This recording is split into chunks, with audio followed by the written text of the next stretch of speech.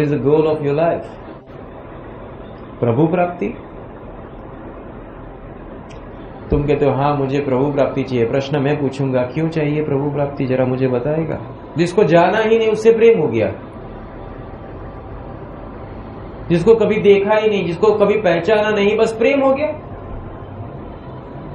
किताबों में पढ़ा था कुछ, भगवान बहुत अच्छे होते हैं, भगवान स्वर्ग में ले जाते हैं, भगवान पाप काटते हैं, भगवान तुझे माफ करते हैं। बोले ये तो एक एलिमेंट बहुत अच्छा है, चलो भक्ति करना शुरू कर दो। स्वार्थ की भक्ति, क्योंकि वो टॉपिक थे मुझे बहुत अच्छे लगे। ज्यादातर लोग धार्मिक संप्रदायों को ज्वाइन क्यों करते हैं? क्योंकि उसके अंदर यही प्रलोभन दिए गए हैं कि अगर आप कोई ऐसे कोई भगवान हो तो भगवान हो या कोई गुरु हो या तो वो संप्रदाय बस भक्ति करते हो तो उस संप्रदाय में तुमको कोई लोक में ले जाएगा। उस संप्रदाय की भक्ति करोगे तो तुम्हारे पाप काटे जाएंगे। उस संप्रदाय की भक्ति करोगे तो तुमको बहुत अच्छा फल मिलेगा, तुम्हें बरकत मिलेगी। बस ये सब सुन लिया हमने, बोले ये सब तो मुझे चाहिए, ज्वाइंट कर लो। स्कीम कहते हैं इसको, क्या कहते हैं? स्कीम अच्छी लगी, ज्वाइन कर लिया। पर प्रभु के स्वरूप को कभी समझे ही नहीं कि प्रभु का स्वरूप क्या, प्रभु क्या है, वो तो जाना ही नहीं, बस स्कीम अच्छी लगी, ज्वाइन कर लिया। भक्ति भक्ति हर कोई कहे, पर भक्ति ने जाने भेद, परंतु भक्ति का मर्म नहीं मालूम कि भक्ति क्यों की जाती है। ज्यादातर भक्ति की अगर बात कही जाए to सामान्य समाज में देखो, लोग सुबह उठकर पूजा करते हैं, लोग उसको भक्ति कहते हैं। शाम को पूजा करते हैं, उसको भक्ति कहते हैं। जैसे कई जगह मैंने देखे हैं, जैसे किसी के घर में जाते हैं तो वो अपने बच्चों की या तो अपने परिवार में कोई व्यक्ति हो ज्यादा पूजा पाठ करता है तो उसके ऊपर बहुत भार दिया जाता है।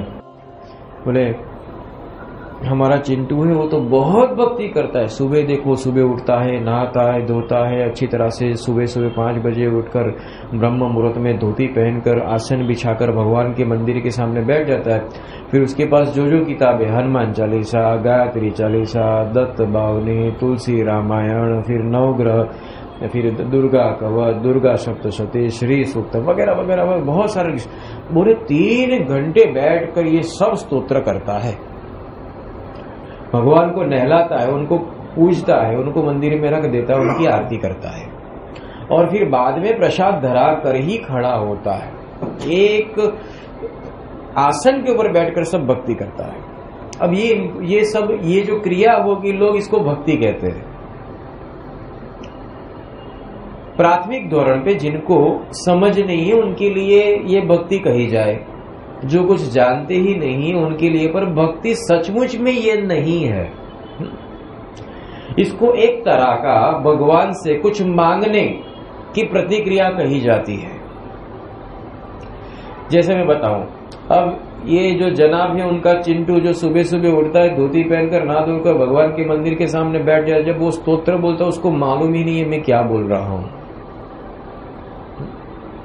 स्तोत्र वो पढ़ना शुरू कर देता है,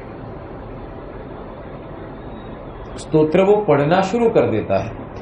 जैसे हनुमान चालीसा अगर पढ़े तो श्री गुरु चरण सरोज शुरू हो गया, फटाफट जल्दी पूरा करो, दूसरा मुझे फिनिश करना है। जय हनुमान ज्ञान गुरु सागर, जय कपीस राम दूता तुलित बलदेव पुत्र, फटाफट जल्दी करो, दूसरा।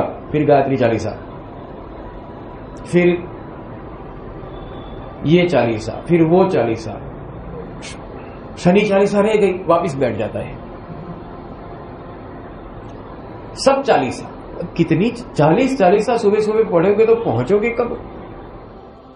भक्ति किसे कहते हैं उसको मालूम नहीं है मैं क्या बोल रहा हूं, पर एक क्रिया, एक स्थान के ऊपर एक मूर्ति है, उसके सामने बैठकर एक परंपरागत क्रिया को अनुसरण करने की कोशिश और उसके पीछे उसकी कुछ अपेक्षा, वहां वो भक्ति नहीं कर रहा है, परंपरा फॉलो कर रहा है, वो भी डर के माध्यम से कि ये परंपरा मैंने फॉलो नहीं की तो मेरा ये जन्म सफल नहीं होगा, मैं कहीं ना कहीं अटकूंगा। इसे क्रिया या कर्म कांड कहा जाता है, भक्ति नहीं।